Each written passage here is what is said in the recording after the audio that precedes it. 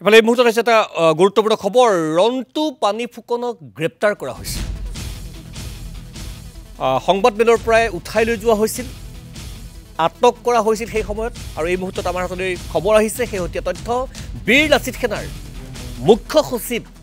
ৰন্তু পানী ফুকনক গ্ৰেপ্তাৰ কৰা হৈছে মুখ্যমন্ত্ৰী যথেষ্ট কঠোৰ হৈছে অসমৰ ৰক্ষী যথেষ্ট কঠোৰ হৈছে বীৰ লাচিত সেনাৰ বিভিন্ন নেতা কৰ্মীৰ বিৰুদ্ধে বিশেষকৈ যাৰ বিৰুদ্ধে অভিযোগ আছে আৰু যেটো সংবাদমেলৰ পৰাই আটক কৰা হৈছিল ৰন্তু পানী ফুকনক বীৰ লাচিত সেনাৰ মুখ্য সচিব আৰু এই মুহূৰ্তৰ খবৰ বীৰ লাচিত সেনাৰ মুখ্য সচিব ৰন্তু পানী ফুকনক গ্ৰেপ্তাৰ কৰা হৈছে ইফালে ৰন্তু পানী ফুকনক মুকলি কৰি দিবলৈ বীৰ লাচিত সেনাৰ হকিয়নি 24 ঘণ্টাৰ ভিতৰত মুখ্য সচিবগৰাকীক মুকলি কৰি দিয়াৰ দাবী শৃংখল চলিহাৰ শিৱসাগৰত সংগঠনটোৰ প্ৰশাসনিক সচিব শৃংখল চলিহাই সংবাদমেল আয়োজন কৰিছিল ৰন্তু পানী ফুকনৰ লগতে উৎপল অসম আৰু তন্ময় চেতিয়াকো মুকলিৰ দাবী অন্যথা মঙলবাৰৰ পৰা ৰাজ্যজুৰি প্ৰতিবাদৰ হুংকাৰ শৃংখল চলিহাৰ সংবাদমেলৰ পৰা ৰন্তু পানী ফুকনক আৰক্ষী আটক কৰাটোক লৈ আপত্তি সংগঠনটোৰ মুখ্যমন্ত্ৰীলৈ শৃংখল চলিহাৰ প্ৰশ্ন ৰন্তু পানী ফুকনক কিয় টাৰ্গেট কৰা হৈছে বিজেপি চৰকাৰলৈ অনুৰূপ প্ৰশ্ন শৃংখল চলিহাৰ বিকাশ অসমক সংগঠনৰ প্ৰাথমিক সদস্য পদৰ পৰা বহিষ্কাৰ কৰা হৈছে আৰু তাৰ পিছত ৰন্তু পানী ফুকনক মুকলি কৰি দিবলৈ দাবী উত্থাপন কৰিছে পদুৱাহক শৃংখল চলিহাৰ মন্তব্য প্ৰেছমিট দি থকা অৱস্থা যিদৰে ফেচিছ মনোভাৱেৰে অসম চৰকাৰ আৰু মহানগৰ পুলিচে অসম পুলিচে উঠাই লৈ গৈছে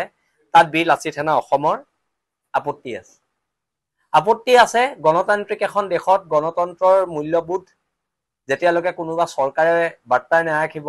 কোনোবা সংগঠনেও যদি বাৰ্তাই নাৰাখে তাৰো প্ৰব্লেম আছে কিন্তু কথাটো হৈছে হোৱাই ৰন্তু পানী ফুকনক কিয় টাৰ্গেট কৰা হৈছে এটুক লৈ মুখ্যমন্ত্ৰী মহোদয়লৈ আমাৰ প্ৰশ্ন আছে বিজেপি চৰকাৰলৈ আমাৰ প্ৰশ্ন আছে অতি শীঘ্ৰে ৰন্তু পানী ফুকনক 24 ঘণ্টাৰ ভিতৰত লগতে উৎপল অসম ডাঙৰীয়াক আৰু আমাৰ তন্ময় চেতিয়া ডাঙৰীয়াক এই তিনজনক অতি শীঘ্ৰে মুকলি কৰি দিয়ক নহলে কাইলৈ পৰা গণতান্ত্ৰিক প্ৰতিবাদ হ'ব আৰু সমগ্ৰ অসমত হ'ব আজিৰ পৰা কাৰ্যকৰী হোৱাকৈ যেহেতু আমাৰ ওচৰত বহুতো অভিযোগ আহিছে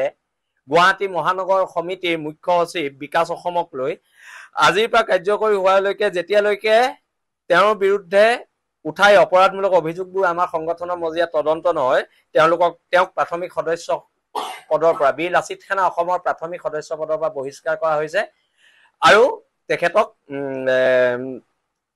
কামৰূপ মহানগৰৰ সকলো সমিতিৰ পৰা সকলো বিষয়বাবৰ পৰা তেখেতক অব্যাহতি প্ৰদান কৰা হৈছে এটো আমি স্পষ্ট কৰি জনাই দিছো যদি আমাৰ লয় ভুল কৰিছে এৰেষ্ট কৰক যদি আমাৰ লয় আইন হাতত তুলিছে এৰেষ্ট কৰক কিন্তু আপোনালোকে এটা মিছা প্ৰপগেণ্ডাত আমাৰ মুখ্য সচিবক প্ৰেছ মিটৰ পৰা সুচৰাই নি পেলাই থানাত ভৰাব জেল হাজতলৈ প্ৰেৰণা যুজা কৰিব এটোতো নহব এটো গণতান্ত্ৰিক মূল্যবোধত এটো বস্তু নপৰে আমি হাৰ পুং কৰি এটা কথা আজিৰ দিনতো আমি কৈছো অসুস্থ হৈৰে কৈছো বীৰ লাচিত সেনাৰ এটো হত্যাক কোনো শেষ কৰিব নোৱাৰে আৰু